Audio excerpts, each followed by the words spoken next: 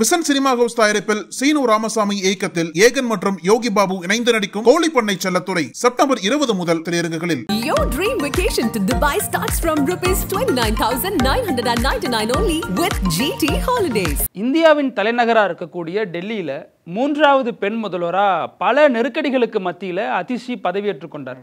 இப்போ இவர் இப்போ தலைமைச் செயலகத்துக்கு போயிருக்காரு. அது தொடர்பான ஒரு புகைப்படம் வெளியாகி இப்போ சர்ச்சையை ஏற்படுத்தியிருக்கு. அந்த புகைப்படம் என்னன்னா, தலைமைச் செயலர் அலுவலகத்தில் ஏற்கனவே அரவிந்த் கெஜ்ரிவால் ஒரு சேரில் உட்காந்துருப்பார்ல, அந்த சேர் சிவப்பு நிற குஷன் சேராக இருக்கு. இவர் அதில் உட்காராம அதுக்கு பதிலாக வெள்ளை நிறத்தில் ஒரு சேரில் உட்காந்துருக்காரு. அதற்கு என்ன செய்தியாளர்கள்ட்ட அவர் பதில் சொல்றாரு அப்படின்னா, நான் ராமாயணத்தில் அந்த ராமன் காட்டுக்கு போவார்ல, 14 ஆண்டுகள் வனவாசம் போவாதான் இருக்கும்ல, அதை நினைச்சா எனக்கு வலிக்கும். இப்போ நான் அந்த மாதிரி ஒரு நிலைமையில தான் இருக்கேன். அரவிந்த் கெஜ்ரிவால் இப்போ வனவாசம் போன மாதிரி போயிருக்காரு. அவருடைய நினைவா இந்த சேரை நான் வச்சு ஆட்சி செய்கிறேன். ராமாயணத்தில் எப்படி பரதன் ராமனுடைய பாதனிய ஆட்சி அரியணையில் வச்சு ஆட்சி செஞ்சாரோ, அதே மாதிரி அரவிந்த் கெஜ்ரிவாலுடைய நினைவா நான் அது இன்னும் 4 மாதங்கள் நான் இப்படி தான் இருக்க போறேன், ஒரு பரதனுடைய மனநிலையில தான் நான் இருக்கேன் அப்படின்னு சொல்லியிருக்கிறது இப்போ சர்ச்சையை கிளப்பியிருக்கு. ஆமா, இந்த சர்ச்சையை கிளப்பியிருக்குன்னு சொன்னீங்க இல்லையா, இதுக்கு பயங்கரமான எதிர்ப்பும் கிளம்பியிருக்கு. காங்கிரஸ் உட்பட எல்லா கட்சிகளும் இதுக்கு விமர்சனம் பண்ணிட்டு இருக்காங்க. காங்கிரஸ் பிஜேபி சேர்ந்து இது விமர்சனம் பண்றாங்க. என்ன சொல்றாங்க அப்படின்னா, டெல்லியோட காங்கிரஸ் தலைவராக இருக்கக்கூடிய தேவேந்தர் யாதவ் அதிசி டம்மி சிஎம்ன்றதை ப்ரூவ் பண்ணிட்டாங்க. அதாவது முன்னாடியே பெரிய குற்றச்சாட்டு இருந்தது, அதிசி டம்மி சிஎம் தான் செயல்படுவாங்க அப்படின்ற குற்றச்சாட்டு இருந்த சமயத்தில் தான் அவங்க பதவி ஏற்றாங்க இல்லையா. இப்போ சிஎம் நாற்காலியில் உட்காராம அதுக்கு பக்கத்தில் இன்னொரு நாற்காலி போட்டு உட்காந்துருக்காங்க அப்படின்னா இவங்க டம்மி சிஎம் தான் அப்படின்ற குற்றச்சாட்டு வச்சிருக்காங்க காங்கிரஸ் தலைவர். அதையும் தாண்டி என்ன சொல்றாரு அப்படின்னா, அரவிந்த் கெஜ்ரிவால் வனவாசம் போனது தான், இனிமேல் அவரால் டெல்லியில ஆட்சிக்கே வர முடியாது அப்படின்ற ஒரு கருத்தையும் சொல்லியிருக்காரு. மக்கள் நிச்சயமா கெஜ்ரிவாலை நிராகரிப்பாங்க அப்படின்ற கருத்தையும் காங்கிரஸ் தலைவர் சொல்லியிருக்காரு. பாஜகவுமே சேர்ந்து என்ன சொல்றாங்க அப்படின்னா, அதிசியோட செயல் கான்ஸ்டிடியூஷனை இன்ஸ்டால் பண்ணிருக்கு அப்படின்ற ஒரு குற்றச்சாட்டை வைக்கிறாங்க. ஏன்னா ஒரு சிஎம் பதவியேற்க போனவர் சிஎம் நாற்காலியில தான் உட்கார்ந்து ஆட்சி பண்ணணும், அந்த நாற்காலியை விட்டுட்டு நீங்க இன்னொரு நாற்காலி போட்டு உட்கார்றது கான்ஸ்டிடியூஷனுக்கு அகைன்ஸ்டா இருக்கு அப்படின்ற குற்றச்சாட்டை பாஜக வச்சுட்டு வராங்க. இது கான்ஸ்டிடியூஷனுக்கு அகைன்ஸ்டா இருக்குன்னு பாஜக சொல்றது இது ஒரு பக்கம் இருந்தாலும், ராமாயணத்துக்கு எதிராக இல்லையா பாஜகவோட ஸ்டேட்மெண்ட்? ராமனுடைய ஆட்சிக்கு எதிராக இவங்க இப்ப கருத்து சொல்றாங்க. அவங்க தானே ராமனை தூக்கி பிடிப்பாங்க கடவுளா? ஸோ இது ஒரு பக்கம் இருந்தாலும், ஏற்கனவே ஆம் ஆத்மியை ஒரு செமி பிஜேபி அப்படிம்பாங்க. பாஜகவினுடைய பல வலதுசாரி கொள்கைகளை ஏற்றுக்கொண்டு தான் அவங்க ஒரு குறுகிய ஒரு சின்ன அமைப்பாக செயல்படுறாங்கன்னு சொல்லுவாங்கல்ல. இப்போ அதை மீண்டும் நிரூபிக்கிற வகையில் இருக்கக்கூடியதாக விமர்சனங்கள் எழுந்திருக்கு. ஆமாம், ஏன்னா காங்கிரஸ் தலைவர் என்ன சொல்றாரு அப்படின்னா, எப்படி கெஜ்ரிவாலை நீங்க ராமரோட கம்பேர் பண்ணுவீங்க? ஏன்னா கெஜ்ரிவால் குற்றம் செஞ்சு சிறையில் இருந்தாரு. இப்ப அதிசி பண்றது நாடகங்கள் எல்லாமே கெஜ்ரிவாலோட குற்றத்தை மறைக்க தான் பண்றாங்க. நீங்க ஃபர்ஸ்ட் அவரை ராமரோட கம்பேர் பண்றதே பெரிய தப்பு அப்படின்ற குற்றச்சாட்டு காங்கிரஸ் கட்சி வச்சிருக்கு. இப்போ டெல்லிக்கு பக்கத்தில் இருக்கக்கூடிய ஹரியானால சட்டசபை தேர்தல் நடக்க போது, அடுத்த மாதம் 5ஆம் தேதி சட்டசபை தேர்தல் நடக்க போற சமயத்துல பிரச்சாரம் இப்போ உச்சகட்டமா போயிட்டு இருக்க சமயத்துல தான் காங்கிரஸோட மூத்த தலைவராக இருக்கக்கூடிய குமாரி செல்ஜா இருக்காங்க இல்லையா, இவங்களோட நடவடிக்கை அரசியல் மேடைகள்ல பரபரப்பா பேசப்பட்டது. அதாவது குமாரி செல்ஜா ஹரியானால மிக முக்கியமான தலைவர். இவர் ஒரு தலித் தலைவரும் கூட. இவங்க சமீபத்தில் நடைபெற்ற நாடாளுமன்ற தேர்தலில் ஜெயிச்சு எம்பி ஆனாங்க. ஆனா ஹரியானா தேர்தல் வர சமயத்துல இவங்களோட கோரிக்கை ஒன்று இருந்தது. என்ன அப்படின்னா, நான் ஹரியானாக்கு நான் சேவை செய்யணும், அதனால வரக்கூடிய தேர்தலில் நானும் நிற்கணும் அப்படின்ற கோரிக்கை எழுப்பியிருக்காங்க. எம்பி சீட் போனாலும் பரவாயில்ல, நான் எம்எல்ஏவாகி ஹரியானா மக்களுக்கு சேவை செய்யணும் அப்படின்ற கோரிக்கை கட்சி தலைமைட்டு எழுப்பியிருக்காங்க. ஆனா கட்சி தலைமை இதுக்கு ஒத்துழைக்கல. இல்ல நீங்க தொடர்ந்து எம்பியா இருங்க அப்படின்ற ஒரு ஸ்டாண்ட் எடுத்து இவங்களுக்கு வரக்கூடிய சட்டமன்ற தேர்தலில் இடம் கொடுக்கப்படலை. இதுல அவங்க அதிருப்தியா இருந்தாங்க அப்படின்ற ஒரு குற்றச்சாட்டு எழுந்த நிலையில தான். ஏன்னா முன்னாடி ஒரு பேச்சு இருந்தது, ஒருவேளை ஹரியானால காங்கிரஸ் ஆட்சிக்கு வந்தது அப்படின்னா குமாரி ஜெல்தா தான் சிஎம் இருப்பாங்க அப்படின்ற ஒரு பேச்சு நிலவிய சமயத்துல தான் இவங்களுக்கு சீட் மறுக்கப்பட்டது. சோ அப்பவே இவங்களுக்கு வாய்ப்பு கிடையாது அப்படின்ற கருத்து நிலவன சமயத்துல தான் பிரச்சாரம் உச்சக்கட்டத்தை எட்டிய போது இவங்க காங்கிரஸ் கட்சிக்கான பிரச்சாரத்துல கலந்துக்காம புறக்கணிச்சிருக்காங்க. கிட்டத்தட்ட பல நாட்களாவே இவங்க பிரச்சாரத்துல எங்கேயுமே தென்படல. இதுதான் ஒரு பெரிய பொலிட்டிக்கல் நரேட்டிவை செட் பண்ணுது. இதுக்கு பாஜக எப்படி ரெஸ்பாண்ட் பண்ணாங்க அப்படின்னா, அமித்ஷாவே ஹரியானால பேசும்போது காங்கிரஸ் ஆன்டி தலித் பார்ட்டி, தலித் தலைவரை அவங்க அங்கீகரிக்க மாட்டாங்க, இப்ப கூட பாருங்க குமாரி ஜெல்ஜா நிராகரிச்சிட்டாங்க காங்கிரஸ் கட்சி அப்படின்ற குற்றச்சாட்டை வச்சிருந்தாரு. இன்னொரு பக்கம் என்ன இருந்தது அப்படின்னா, பாஜகவோட முக்கிய தலைவராக இருக்கக்கூடிய மனோகர்லால் கட்டார் அவங்களுக்கு அழைப்பை விடுத்தாங்க குமாரி ஜெல்ஜாக்கு. நீங்க பாஜகவில் சேர்ந்துருங்க அப்படின்ற அழைப்பெல்லாம் விடுத்தது உண்மையிலேயே ஒரு பெரிய பரபரப்பா மாறிச்சு. இதுக்கு எல்லாத்துக்கும் குமாரி ஜெல்ஜா நீண்ட காலமா மௌனம் காத்தாங்க. ஆனா இப்ப அவங்க மௌனம் கழிச்சு, நான் எங்கேயுமே போக மாட்டேன், காங்கிரஸ் கட்சியோட சோல்ஜர், நானு கட்சியோட தான் இருப்பேன், ஹரியானா மாநிலத்தோட தான் இருப்பேன், எங்கேயுமே போக மாட்டேன் அப்படின்ற ஒரு கருத்தை வச்சு இது வரைக்கும் இருந்த யூகங்கள் இது வரைக்கும் இருந்த வதந்திகளுக்கெல்லாம் முற்றுப்புள்ளி வச்சு அவங்க மீண்டும் வந்து தேர்தல் பிரச்சாரத்துக்கு திரும்பி இருக்கிறதா செய்தி வருது. இந்த குமாரி செல்ஜா தான் காங்கிரஸ் உடைய முன்னாள் ஆட்சி ஆண்டப்பல அவங்க மத்திய அமைச்சராகவும் இருந்திருக்காங்க. இப்போ இவங்க வந்து ஸ்ட்ராங்கா ஒரு ஸ்டேட்மெண்ட் சொல்லிட்டாங்க இந்த விவகாரத்துல. நான் இது வந்து கட்சிக்கு உள்ள நடக்கிற பிரச்சனை, இதுல வந்து பிஜேபி தலையிட ஒண்ணுமே இல்லை அப்படின்னு ஒரே போட்டு இந்த பிரச்சனையை முடிச்சு விட்டாங்க. இதுல வந்து பிஜேபி ட்ரை பண்ண பார்த்தாங்க. பிஜேபி வந்து சரி காங்கிரஸ் வந்து ஆன்டி தலித் பார்ட்டியை நம்ம வந்து கட்டமைக்கலாம் அப்படின்ற ஒரு நரேட்டிவ் செட் பண்ண பார்த்தாங்க. அதுக்குள்ள இந்த விஷயம் பூதகரமானது தெரிஞ்ச குமாரி செல்ஜா டக்குன்னு வெளியே வந்து நான் பிஜேபிக்கெல்லாம் போறதுக்கு வாய்ப்பே கிடையாது, காங்கிரஸோட தான் இருப்பேன், இது உட்கட்சி விவகாரம் நாங்கள் வந்து பேசி தீர்த்துக்கிறோம், அதுக்கு முன்னாடி தேர்தல் வெற்றி தான் முக்கியம்னு பிரச்சாரத்துக்கு திரும்பி பிஜேபியோட நரேட்டிவ் வந்து அப்படியே வந்து முறியடிச்சிட்டாங்க. ஹரியானாவுக்கு பக்கத்தில் இருக்கக்கூடிய ராஜஸ்தான்ல ஏற்கனவே காங்கிரஸ் கட்சிக்குள்ள 2 கோஷ்டிகள் இருக்கு. ஒன்னு வந்து அசோக் கெலாட், இன்னொன்று வந்து சச்சின் பைலட். அசோக் கெலாட் சிஎம் இருக்கும்போது சச்சின் பைலட் டெபுட்டி சிஎம் இருந்தார். ஆக்சுவலா கொஞ்சம் வருஷத்துக்கு முன்னாடி பாத்தீங்க அப்படின்னா சச்சின் பைலட் வந்து பாஜகவில் சேர போறதா சில மூவ்லாம் எடுத்தார். அது வந்து அசோக் கெலாட் ஆட்சிக்கு வந்து பெரிய சிக்கலை ஏற்படுத்துச்சு. அதுக்கப்புறம் இறுதியா வந்து 2 பேரும் ஒன்றிணைஞ்சு ராஜஸ்தான்ல வந்து இறுதி வரைக்கும் ஆட்சியை கொண்டு போனாங்க. 2023ஆம் ஆண்டு ராஜஸ்தான் நடந்த சட்டசபை தேர்தலில் 2 பேரும் ஒன்னா தான் காங்கிரஸ் கட்சிக்கு பிரச்சாரம்லாம் பண்ணாங்க. ஆனால் இறுதியில் வந்து காங்கிரஸ் கட்சி தோத்துருச்சு. காங்கிரஸ் தோல்வியடைந்து பாஜக வந்து மீண்டும் அங்கே ஆட்சி அமைச்ச சமயத்தில் தான் இந்த 2 கோஷ்டிகள் இருக்காங்க இல்லையா, இந்த 2 கோஷ்டிகளுக்கு இடையே அந்த மாநிலத்தில் யார் ஆதிக்கம் செலுத்துவது அப்படின்ற போட்டி வந்து நீண்ட நாட்களாகவே இருந்துட்டு இருக்கு. இந்த நிலையில தான் 2 தலைவர்களும் வெவ்வேறு முயற்சிகள் எடுத்திருக்காங்க. ஆனா அந்த முயற்சியில் இப்போ வந்து அசோக் கெலாட் முன்னுக்கு வராரு அப்படின்ற செய்தி வந்திருக்கு. இப்போ ராஜஸ்தானுடைய முன்னாள் துணை முதல்வராக இருக்கக்கூடிய சச்சின் பைலட் இருக்கார்ல, இவரது பிறந்த நாள் வந்து செப்டம்பர் 7ஆம் தேதி கொண்டாடப்படும். இந்த பிறந்த நாளை அவரது தொண்டர்களும் அவரை விரும்புவர்களும் எப்படி கொண்டாடுவாங்கன்னா ரொம்ப பிரம்மாண்டமாக கொண்டாடுவாங்க. அதாவது ஒவ்வொரு முறையும் மரக்கன்று நடுறது அல்லது ரத்த தானம் பண்ணுறது, இந்த மாதிரி வெவ்வேறு வடிவங்களில் கொண்டாடுவாங்க. அல்லது மக்களுக்கு நலத்திட்ட உதவி வழங்குறது, இந்த மாதிரி பண்ணுவாங்க. இந்த முறை ஒரு புதிய ஒரு மெத்தடை கையில் எடுத்திருக்காங்க. அதாவது ராஜஸ்தான் முழுக்க இருக்கிற கோஸ் சாலை இருக்குல்ல, அந்த கோஸ் சாலைகள் இருக்கக்கூடிய பசுக்களுக்கு உணவு வழங்குறது, இதன் மூலமா நமக்கு மக்கள் மத்தியில செல்வாக்கு அதிகரிக்கும். இது ஒன்னா இருந்தாலும் இரண்டாவதா என்ன நினைச்சாங்கன்னா, இப்படி பண்றதுனால தன்னுடைய தலைவருக்கான அரசியல் எதிரிகள்லாம் அழிவாங்க அப்படிங்கிறது அவங்களுடைய நம்பிக்கையா இருந்தது. இதனால ராஜஸ்தான் மட்டும் இல்லாம மத்திய பிரதேசம் உள்ளிட்ட இந்தி பேசும் மாநிலங்களையும் இந்த மாதிரி அவருடைய பிறந்த நாளை கொண்டாடினாங்க. இப்ப இதுல என்ன நடந்திருக்குன்னா, இப்படி இவர் பண்ணிட்டே போறதுனால சச்சின் பைலட்டுக்கு எங்க செல்வாக்கு அதிகரிச்சிருமோ அப்படின்னு பயந்த முன்னாள் ராஜஸ்தான் முதல்வராக இருந்த அசோக் கெலாட் இருக்காருல்ல, இவர் நேரடியா பிளான் போட்டு டெல்லிக்கு போயிட்டாரு. டெல்லியில இருக்கக்கூடிய முக்கிய அதிகார மையங்களான இப்ப காங்கிரஸ் தலைவராக இருக்கக்கூடிய மல்லிகார்ஜுன கார்கே, சோனியா காந்தி, ராகுல் காந்தி, பிரியங்கா காந்தி இவங்க எல்லாமே சந்திச்சு ஒரு விதமான நட்புணர்வை மறுபடியும் ஏற்படுத்திக்கிட்டாரு. இதன் மூலமா என்ன அவருக்கு ஒரு 2 பரிசு கொடுத்திருக்காங்க. ஒன்று என்னன்னா, ஹரியானா தேர்தலுடைய மேற்பார்வையாளராக இவரை நியமிச்சிருக்காங்க. இன்னொன்று என்னன்னா, இவர் வந்து இப்போ ராஜஸ்தானில் ஒரு சட்டமன்ற இடைத்தேர்தல் வருது, 5-6 தொகுதிகளுக்கு வருது. அந்த 6 தொகுதிகளுக்குமே இவருடைய ஆளுகளுக்கான சீட்டை வாங்கிட்டார் இவர். இது வந்து ஒரு பெரிய பின்னடைவா சச்சின் பைலட் தரப்புல பார்க்கப்படுது. இவ்வளவு பண்ணியுமே நமக்கு பின்னடைவு வருது அப்படின்னு அவங்க ஒரு சோகத்துல இருக்காங்க. இவ்வளவு பண்ணியுமே வேஸ்டா போயிருச்சு, கிளைமாக்ஸ்ல வந்து சொதப்பிருச்சு அப்படின்றதுல சோகமா இருக்காங்க. ஏன்னா அசோக் கெலாட் வந்து ஒரு சீனியர் தலைவர் அப்படின்றதால எங்க காய் நகர்த்தினா எங்க பிடிக்க முடியும் அப்படின்றத நல்லா தெரிஞ்சிருக்கு. டக்குன்னு டெல்லி போனாரு. டெல்லி போனவர் மூத்த தலைவர் எல்லாம் பார்த்து பேச்சுவார்த்தை நடத்தி என்னோட ஆதிக்கம் தான் ராஜஸ்தான் அதிகமா இருக்கும் அப்படின்றத மீண்டும் நிரூபிச்சிருக்காரு. இப்ப தமிழ்நாட்டில் கடந்த 6 நாட்களா 2 என்கவுண்டர் நடந்துச்சுல்ல, 2 என்கவுண்டருக்கும் என்ன போலீஸ் சொன்னாங்க அப்படின்னா, நாங்கள் கைது பண்ணி அழைச்சிட்டு போறப்ப எங்களை தாக்க முற்பட்டாரு, அதன் அடிப்படையில் நாங்களும் பதில் தாக்குதல் நடத்தணும், அதில் இவர் உயிரிழந்துட்டாரு அப்படின்னு சொன்னாங்க. இதே மாதிரி ஒரு சம்பவம் மகாராஷ்டிராவில் நடந்திருக்கு. அதுவும் இதுக்கான பின்னணி காரணங்கள் வெவ்வேறு வடிவத்தில் சொல்லப்படுது. இந்த சம்பவம் என்னன்னா, மகாராஷ்டிராவில் பத்லபூர் மாவட்டத்தில் பள்ளிக்கூடம் இயங்கிட்டு வந்துச்சு. அந்த பள்ளிக்கூடத்தில் 2 சிறுமிகளை அதே பள்ளியை சேர்ந்த ஊழியர் ஒருவர் பாலியல் வன்கொடுமை செஞ்சார். இது எந்த காலகட்டத்தில்னா, அந்த மேற்கு வங்கத்தில் பயிற்சி மருத்துவ மாணவி ஒருத்தர் பாலியல் வன்கொடுமை செய்யப்பட்டு கொல்லப்பட்டாருன்னு நாடே ஸ்தம்பிச்சு போனுச்சுல்ல, அந்த நேரத்தில் தான் இந்த சம்பவமும் நடந்துச்சு. பாஜக ஆளும் மகாராஷ்டிராவில் சம்பவம் நடந்ததுனால இதை காங்கிரஸ் கையில் எடுத்து பெரிய அளவில் பண்ணாங்க. இது வந்து சிறுமிகளுக்கு பாதுகாப்பு இல்லை, இது வந்து ரொம்ப மோசமான ஒரு இதாக இருக்கு, இதுக்கு ஏதாச்சும் ஒரு தண்டனை கொடுக்கணும் அப்படின்னு சொல்லிட்டு தீவிரமாக போராடிட்டு இருந்த சமயத்தில் தான் இப்போ நான் சொன்னேன்ல, இதே காரணம், அழைச்சிட்டு போகிறோம், கைது பண்ணி அழைச்சிட்டு போகிறோம், அப்போ தாக்க முற்பட்டாரு, பதிலுக்கு நாங்கள் தாக்கணும், அவர் இறந்துட்டாரு. இதுக்கு வந்து போலீஸ் பேர் வச்சிருக்க பேர் வந்து என்கவுண்டர் அப்படின்னு சொல்கிறாங்க.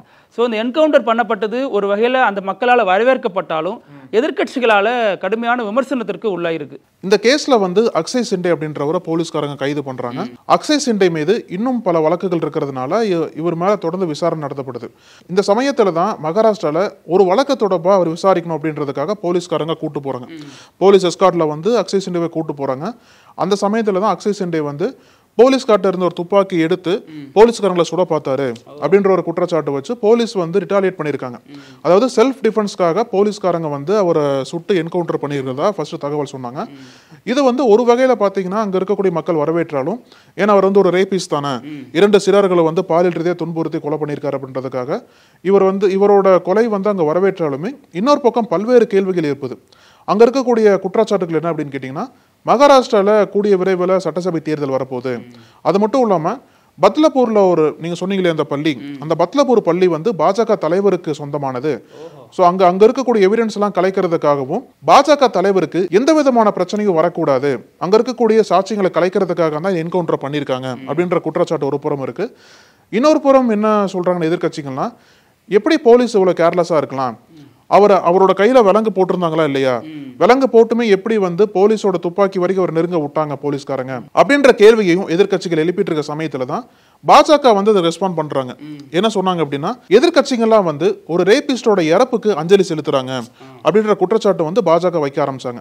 சோ இது வந்து ஒரு அரசியல் மோதலா போயிட்டு இருக்க சமயத்துல தான் உண்மையிலேயே இந்த என்கவுண்டர் பண்ணதுக்கான காரணம் என்ன, இது குறித்து பின்னணி என்ன அப்படின்ற கேள்விகளுக்கு விடை தேடிட்டு இருக்காங்க மகாராஷ்டிர மக்கள்லாம். நீதிபதி ஆனந்த் வெங்கடேஷ் இவர் வந்து பல வழக்குகளை துணிச்சலான கருத்தை சொல்லியிருக்காரு.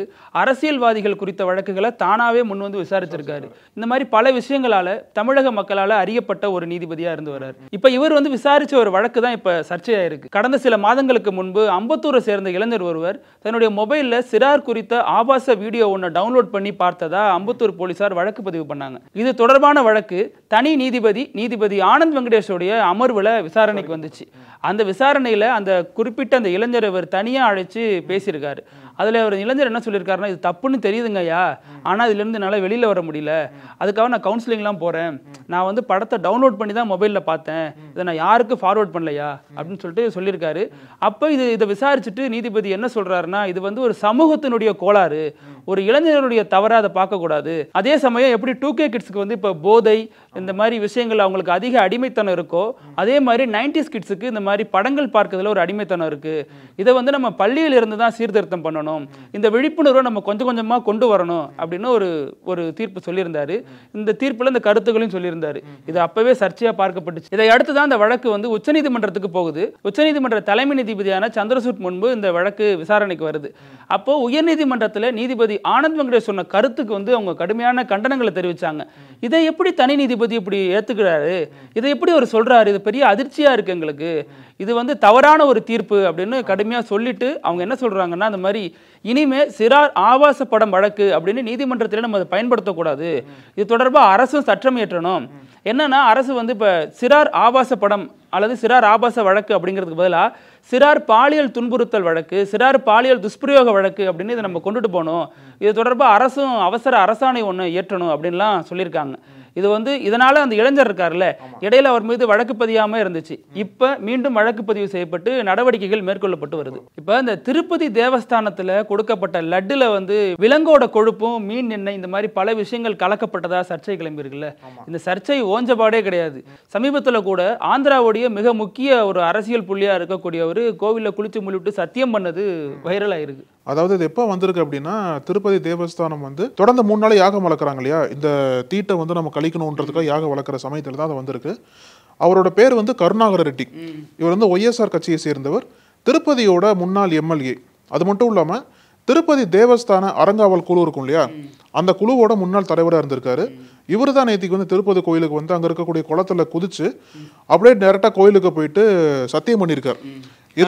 கற்பூரம் ஏறி சத்தியம் பண்ணியிருக்காரு. எதுக்காக சத்தியம் பண்ணியிருக்காரு அப்படின்னா, இந்த மாதிரி இந்த திருப்பதி லட்டுல உண்மையிலேயே விலங்கு கொழுப்பு கலந்தது அப்படின்னா நானும் என்னோட குடும்பமும் செத்துருவோம் அப்படின்னு சொல்லிட்டு சபதம் எடுத்திருக்காரு. இவர் உள்ள வந்து பண்ற செய்கையை பார்த்தோன்னே அங்க இருக்கக்கூடிய போலீஸ்காரங்களாம் போய் தடுத்திருக்காங்க. ஏன் தடுக்கிறாங்க அப்படின்னா, கோயிலுக்குள்ள வந்து அரசியல் பேசக்கூடாது, ஆனா அவர் வந்து அரசியல் பேசிட்டாருன்ற போர்வையில வந்து போலீஸ்காரங்க தடுத்திருக்காங்க. அப்புறம் வெளியில வந்து என்ன பேட்டி கொடுக்குறாரு அப்படின்னா, இப்ப சிஎம் இருக்கக்கூடிய சந்திரபாபு நாயுடு வேணும்னே குற்றச்சாட்டு வைக்கிறாரு, இப்ப நான் கூட போய் கோயில போய் சத்தியம் பண்ணிட்டு வந்துட்டேன், உண்மையிலேயே வந்து இந்த லட்டுல விலங்கு கொழுப்பு கலந்தது அப்படின்னா நானும் என்னோட குடும்பமும் இறந்துருவோம் அப்படின்னு சொல்லிட்டு பேட்டி கொடுத்திருக்காரு. பயங்கர ஆவேசமான ஒரு பதிலடியா இருக்கு. இப்ப ஏற்கனவே கர்நாடகா காங்கிரஸ்ல பல சலசலப்பு போயிட்டு இருக்கு. யார் முதல்வர் பதவியில அடுத்து வர போறாங்க, இல்ல நான் தான் வருவேன் பலரும் சொன்ன நிலையில ஆமா முதல்வர் சித்தராமையா விளக்கம் கொடுத்திருக்காரு. அதுக்கான தேவையே இல்ல, நான் முதல்வரா தானே இருக்கிறேன், இப்ப அதுக்கான பேச்சே எழல அப்படின்னு சொல்லிட்டு ஆஃப் பண்ணாரு. இப்ப அவர் மேல ஏற்கனவே ஒரு சர்ச்சை இருந்துச்சுல்ல, இந்த முத்தா ஸ்கேம் இருக்குல்ல, இப்ப அதன் தொடர்பான ஒரு புதிய செய்தி வெளியாயிருக்கு. ஆமா, இந்த புதிய செய்தி வந்து அவருக்கு சிக்கலை ஏற்படுத்தலாம். ஏன்னா முத்தா ஸ்கேம்ல வந்து எப்போ அவரோட பேர் அடிபட்டதோ அப்ப இருந்தே அவர் ராஜினாமா பண்ணணும்னு சொல்லிட்டு பாஜகவினர் தொடர்ந்து போராட்டம் பண்ணாங்க. அதை தொடர்ந்து இவரை வந்து விசாரிக்கணும் அப்படின்ட்டு கர்நாடகா ஆளுநர்கிட்ட ஒரு பெட்டிஷன் போச்சு. அதாவது சிஎம்ஆ இருக்கிற வந்து விசாரிக்கணும் அப்படின்னா ஆளுநரோட அனுமதி வேணும். அதன் அடிப்படையில் வந்து பெட்டிஷன் போகுது. இந்த பெட்டிஷனை பரிசீலனை பண்ண கர்நாடக கவர்னர் வந்து சித்தராமையாவை இந்த முத்தா ஸ்கேம் மோசடி தொடர்பாக விசாரிக்கலாம் அப்படின்ற அனுமதியை கொடுத்துட்டார். இந்த அனுமதிக்கு அகேன்ஸ்ட் சித்தராமையா வந்து உயர்நீதிமன்றம் போறார். இந்த விசாரணையிலிருந்து எனக்கு வந்து விலக்கு வேணும்னு சொல்லிட்டு கோரிக்கையோட உயர்நீதிமன்றம் போறாரு. அந்த வழக்கை விசாரித்த உயர்நீதிமன்றம் இன்னைக்கு என்ன தீர்ப்பு கொடுத்திருக்காங்க அப்படின்னா, சித்தராமையாவை விசாரிக்கலாம், அவர் விசாரணை பண்றதுக்கு எந்த தடையும் இல்லைன்னு சொல்லிட்டு ஒரு தீர்ப்பு கொடுத்திருக்காங்க. இதுதான் வந்து சித்தராமையாவுக்கு ஒரு பெரிய சிக்கலா வந்திருக்கு. என்னடா நாம போய் ஒரு நீதிமன்றத்தில் போயிட்டு ஒரு தீர்வு கேட்டா நம்மளுக்கே அகைன்ஸ்டா போயிடுச்சு அப்படின்ற ஒரு சிக்கல் வந்திருக்கு. ஏன்னா இதுக்கப்புறம் அவர் வந்து விசாரிக்கப்படலாம். நீதிமன்றமும் உத்தரவு கொடுத்துருச்சு, கவர்னர் உத்தரவு கொடுத்துட்டாரு. இந்த நிலையில வந்து சித்தராமையா வந்து இந்த வழக்கில் விசாரிக்கப்படுவார் அப்படின்ற நிலைமைக்கு தள்ளப்பட்டிருக்காரு. நீங்க சொன்னது போல இவரோட சிஎம் நாற்காலி ஆட்டம் காணுமா இல்ல தொடர்ந்து சிஎம்ஆ நீடிப்பாரா அப்படின்றத பொறுத்திருந்து பார்க்கலாம். இப்ப இலங்கையினுடைய புதிய அதிபரா அனுரகுமார திசநாயக்கா இப்ப தேர்ந்தெடுக்கப்பட்டிருக்காரு. இவர் தேர்ந்தெடுக்கப்பட்டதும் அவர் வந்து என்ன சொன்னார்னா, இது வந்து எல்லாருக்குமான ஆட்சியா இருக்கும், இலங்கை முஸ்லீம்கள், இலங்கை தமிழர்கள், இலங்கையில் இருக்கிற சிங்களவர்கள் எல்லாருக்குமான ஆட்சியா தான் அது இருக்கும் அப்படின்னு ஒரு கருத்தை சொல்லியிருக்காரு. இது ஒரு விதமான ஒரு நல்ல நகர்வா பார்க்கப்படுது. அதே சமயம் இன்னொரு பக்கம் என்னன்னா, இவர் வந்து தமிழர்களுக்கு எதிரானவருங்கிற கருத்தும் போயிட்டு இருக்கு. ஏன்னா அவருடைய கடந்த கால செயல்பாடுகள் அப்படி இருந்துச்சுன்னு சொல்றாங்க. மக்கள் வந்து பெருமளவில் இவரை ஆதரிக்கல அப்படின்னு சொல்றாங்க. இது ஒரு பக்கம் போயிட்டு இருக்கு. இப்போ அவர் என்ன சொல்லியிருக்காருன்னா, மக்கள் என்னை பெருமளவில் வாக்களிச்சு தேர்ந்தெடுத்திருக்காங்க, இதனால நான் இருக்கக்கூடிய அந்த நாடாளுமன்றத்தை கலைச்சிட்டு மீண்டும் தேர்தல் நடத்த போறங்கிற ஒரு அறிவிப்பை வெளியிட்டு இருக்காரு. இப்ப இந்த நிலைமையில தான் இப்ப ஏற்கனவே அங்க போகக்கூடிய தமிழக மீனவர்களுக்கு, அதாவது இந்திய மீனவர்களுக்கு ஆபத்து இருக்கு. அதாவது என்னன்னா, இப்ப முன்னாடிதான் வந்து இலங்கையில் இருக்கக்கூடிய அதிகாரிகள் சுட்டுக் கொள்வாங்க, அடிப்பாங்க, இந்த மாதிரி பண்ணுவாங்க. இப்ப நீதிமன்றங்களும் அதை கையில் எடுத்திருக்கு. இலங்கை நீதிமன்றங்கள் என்ன பண்ணுதுன்னா, அதிகபட்ச ஒரு தண்டனையா அவங்களுக்கு கடுமையான அபராதம் விதிக்கிறாங்க. லட்சக்கணக்கில் கோடிக்கணக்கில் எல்லாம் விதிக்கிறாங்க. இதுக்கு தொடர்பா தமிழக கட்சிகளும் தமிழக முதல்வரும் கடுமையான எதிர்வினைகள் ஆற்றி வந்தாலும் இவங்க நேரடியாக பேச முடியாதுல்ல. அதனால மத்திய வெளியுறவுத்துறை அமைச்சர் ஜெய்சங்கர் பிரதமர் மோடி மூலமா அந்த கோரிக்கையை வச்சுக்கிட்டே வராங்க. இப்ப அதன் தொடர்பாக தான் தமிழக முதல்வர் ஒரு கோரிக்கை வச்சிருக்காரு. இப்போ இலங்கைக்கு வந்து புதிய அதிபர் வந்திருக்காரு இல்லையா, இந்த புதிய அதிபரிடம் இதை வந்து நீங்க வலியுறுத்தணும் அப்படின்ற பேர்ல ஸ்டாலின் வந்து மத்திய அரசுக்கு கடிதம் எழுதியிருக்காரு. இது மாதிரி தமிழக மீனவர்கள் தொடர்ந்து தாக்கப்படுறாங்க, அது மட்டும் இல்லாம தொடர்ந்து கைது பண்ணிட்டு அங்க வந்து சிறை வைக்கப்படுறாங்க, சிறை வைக்கப்பட்ட மீனவர்கள்ட்ட வந்து அபராதம் அதிகமாக விதிக்கப்படுது, ஸோ அந்த அபராதத்தை வந்து உடனே நிறுத்தணும். அது மட்டும் இல்லாமல் அங்கே சிறை வைக்கப்பட்ட மீனவர்கள் உடனே விடுவிக்கிறதுக்கு நீங்கள் புதிய அதிபர்கிட்ட பேச்சுவார்த்தை நடத்தணும்னு சொல்லிட்டு ஒரு கோரிக்கை வச்சிருக்காரு. நீங்கள் சொன்னீங்க இல்லையா, அந்த பாராளுமன்றம் கலைக்கப்படும்ட்டு. இப்போ இருக்கிற இலங்கை பார்லமெண்ட்ல வந்து திசநாயக்கவோட கட்சிக்கு வெறும் 3 MP தான் இருக்காங்க. பார்லமெண்ட்ல யார் மெஜாரிட்டின்னு கேட்டீங்க அப்படின்னா, ஸ்ரீலங்கா பொதுஜன பெரமுனான்ற கட்சி இருக்கு. இந்த கட்சி யாருன்னு கேட்டீங்க அப்படின்னா மஹிந்த ராஜபக்சா அவரோட கட்சி தான் ஸ்ரீலங்கா பொதுஜன பெரமுனா. இந்த கட்சிக்கு தான் அதிக மெஜாரிட்டி அங்கே இருந்தது. இந்த கட்சியை சேர்ந்தவங்க தான் அந்த பார்லமெண்டோட சபாநாயகராகவும் பிரதமராகவும் இருந்தாங்க. ஸோ திசநாயக்க இப்போ அதிபராக வந்ததுக்கு அப்புறம் பிரதமர் ராஜினாமா பண்ணிட்டாரு. திசநாயக்கவும் இந்த பார்லமெண்ட் கலைக்கப்படும், கலைச்சிட்டு மீண்டும் ஒரு தேர்தல் நடத்தப்படும் சொல்லிட்டு இப்போ ஒரு செய்தி சொல்லியிருக்காரு.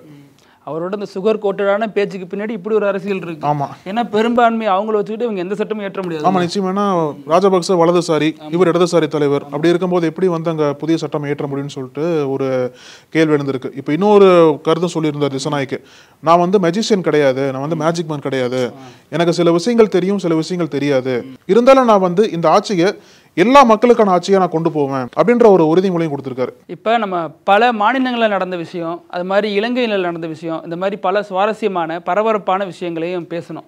இதே மாதிரி நாளைக்கும் பல விஷயங்களோட வந்து கலந்துக்குவோம். அது வரைக்கும் நன்றி அழகு. நன்றி பிருத்திவி, தொடர்ந்து பேசலாம். உங்கள் நக்கீரன் இதழில் கதாசிரியர், தயாரிப்பாளர், இயக்குனர் என பன்முகம் கொண்ட திரைக்கலைஞர் VC குகநாதன் எழுதி வரும் சினிமா கொட்டகை, பரபரப்புக்கு பஞ்சமில்லா தொடர். வாங்கி படியுங்கள் நக்கீரன். நக்கீரன் டிவிக்கு சப்ஸ்கிரைப் செய்யுங்கள். உங்கள் ஆதரவே எங்கள் பலம்.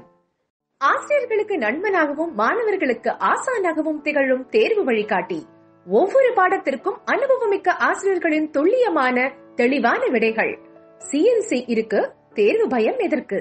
இது தீரன் பப்ளிஷிங் ஹவுஸ் விற்பனை வெளியீடு.